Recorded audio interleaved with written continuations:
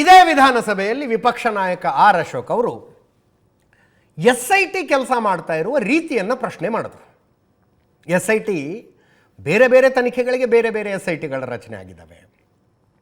ಪ್ರಜ್ವಲ್ ಕೇಸ್ನಲ್ಲಿ ಹೆಂಗೆ ಕೆಲಸ ಮಾಡುತ್ತೆ SIT ನೋಟಿಸ್ ಕೊಟ್ಟ ತಕ್ಷಣ ವಿಚಾರಣೆಗೆ ಹಾಜರಾಗಬೇಕಾದವರು ಹೆಂಗೆ ಕೋರ್ಟಿಗೆ ಓಡಿ ಹೋಗಿ ನಮ್ಮನ್ನು ಅರೆಸ್ಟ್ ಮಾಡಿಬಿಡ್ತಾರೆ, ಬೇಲ್ ಕೊಡಿ ಅಂತ ಕೇಳ್ತಾರೆ. ಆದರೆ ನಾಗೇಂದ್ರ ಪ್ರಕರಣದಲ್ಲಿ SIT ಬಗ್ಗೆ ನಾಗೇಂದ್ರರಿಗೂ ಭಯ ಇಲ್ಲ, ಯಾರಿಗೂ ಭಯ ಇಲ್ಲ. ಜಾಮೀನು ಕೂಡ ಕೇಳೋದಕ್ಕೆ ಹೋಗಲಿಲ್ಲ, ಒಂದು ನೋಟಿಸು ಕೊಡಲಿಲ್ಲ ಅವರು ಅನೇಕ ದಿನಗಳ ಕಾಲ. ಬಂಧನ ಅಂತೂ ದೂರದ ಮಾತು ಅಂತ ಮಾತಾಡಿದ್ರು.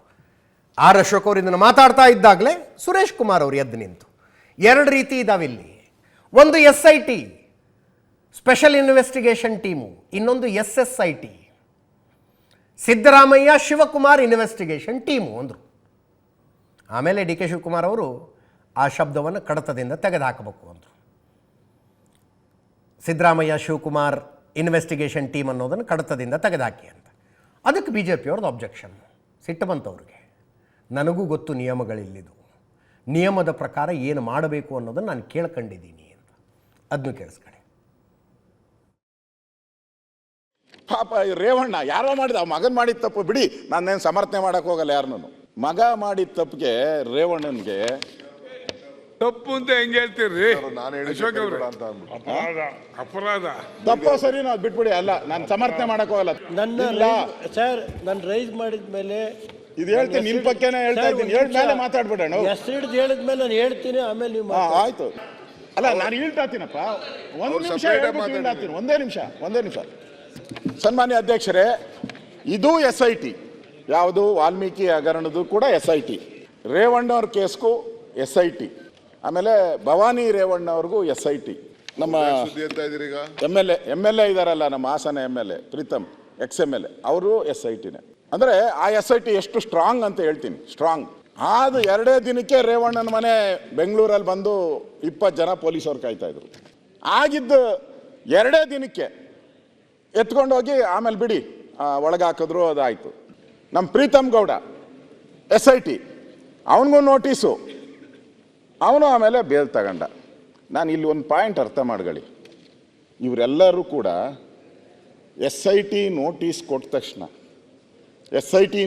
ಕೊಟ್ಟ ತಕ್ಷಣನೇ ಎಲ್ಲ ಭಯಭೀತರಾಗಿ ಕೋರ್ಟ್ ಹತ್ರ ಹೋಗಿ ಕದ ತಟ್ಟಿದ್ರು, ನ್ಯಾಯ ಕೊಡಿ ಅಂತ ಕೋರ್ಟ್ ಹತ್ರ ಹೋಗಿ ಕದ ತಟ್ಟಿದ್ರು. ಅಂದರೆ ಅರೆಸ್ಟ್ ಮಾಡಿಬಿಡ್ತಾರೆ, ನಮ್ಮನ್ನು ಒಳಕ್ಕೆ ಹಾಕ್ಬಿಡ್ತಾರೆ, ಭಯ, ಫಿಯರ್. ಆದರೆ ಇವರಿಬ್ಬರಿಗೆ ಯಾವ ಫಿಯರ್ ಇಲ್ಲಲ್ಲ. 30 ದಿನ ಆದ್ರೂ ಈ SIT ಅವ್ರು ಏನು ಮಾಡ್ತಾ ಇದ್ದಾರೆ? ಇಲ್ಲಿ ಎರಡಿದೆ, ಒಂದು SIT ಇದೆ, ಒಂದು SSIT ಇದೆ. ಅದನ್ನ ನಾನು SIT ಅಂತಂದ್ರೆ ಸ್ಪೆಷಲ್ ಇನ್ವೆಸ್ಟಿಗೇಟಿಂಗ್ ಟೀಮ್, SSIT ಅಂತಂದ್ರೆ ಸಿದ್ದರಾಮಯ್ಯ ಶಿವಕುಮಾರ್ ಇನ್ವೆಸ್ಟಿಗೇಷನ್ ಟೀಮ್. ಈಗ ಮತ್ತೆ ಮುಂದುವರಿಸಿ SSIT ಇದು ಭಯ ಯಾರಿಗಿದೆ? ಅವರು ಮಾಡಿದ್ದಲ್ವಾ? SIT ಭಯ ಯಾರಿಗೂ ಇಲ್ಲ. ಆಯ್ತು, ED ಮತ್ತು CBI ತನಿಖೆ ಆಗ್ತದೆ, ಬನ್ನಿ ಈಗ ಮಾತಾಡಿ. ಸನ್ಮಾನ್ಯ ಅಧ್ಯಕ್ಷರೇ, ನಾನು ಬರ್ಕೊಂಡಿದ್ದೆ ಅದನ್ನ, ನಮ್ಮ ನಾಯಕರು ಹೇಳಿದ್ದಾರೆ. ಯಾರು ಹೇಳಿದ್ರು ಒಂದೇ, ಅವ್ರು ಹೇಳಿದ್ರು ಒಂದೇ, ನಾನು ಹೇಳಿದ್ರು ಒಂದೇ. ಇವ್ರು SITನ ಇದನ್ನ ಮುಚ್ಚಾಕಕ್ಕೆ ಮಾಡಿದಾರ? ಹಾಗಾದ್ರೆ ರೇವಣ್ಣ ಅವ್ರಿಗೊಂದು ಕಾನೂನು, ಬೇರೆಯವ್ರಿಗೊಂದು ಕಾನೂನು. ರೇವಣ್ಣ ಅವ್ರು 2 ದಿನ ಬಂಧಿಸಬಹುದು. ಒಂದೇ ನಿಮಿಷ ಸರ್, ಈ ಪ್ರಕರಣ ರೇವಣ್ಣ ಅವ್ರ ಪ್ರಕರಣ ಈ ಪ್ರಕರಣಕ್ಕಿಂತ ಕಡಿಮೆನಾ ಅಂತ ನಿಮ್ಮ ಪ್ರಕಾರ? ನೀವು ಪದೇ ತುಲನೆ ಮಾಡ್ತಾ ಇದ್ದೀರಿ. ಹಾಗಾದ್ರೆ ರೇವಣ್ಣ ಅವ್ರ ಪ್ರಕರಣ ಈ ಪ್ರಕರಣದಿಂದ ಕಡಿಮೆನಾ? ಮಹಿಳೆಯರ ಮಾನ ಹರಾಜು ಆಗಿರ್ತಕ್ಕಂಥದ್ದು ಯಾರಿಗೂ ಚಿಂತನೆ ಆಗ್ಬಾರ್ದಾ?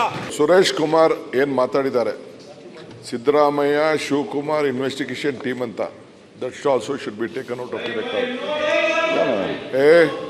ನಾನು ಕೇಳ್ತಾ ಇದ್ದೀನಿ, I am appealing, I know what is the law.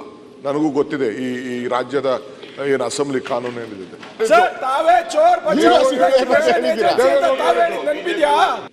ಈ ವಾಲ್ಮೀಕಿ ಜನಾಂಗದ ಶಾಪ ನಿಮಗೆ ತಟ್ಟಬಾರ್ದು ಅಂತ ಹೇಳಿದ್ರೆ,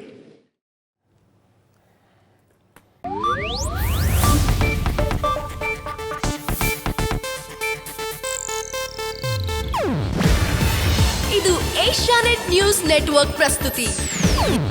ನೀವು ನೋಡ್ತಿದ್ದೀರಾ ಏಷ್ಯಾನೆಟ್ ಸುವರ್ಣ ನ್ಯೂಸ್.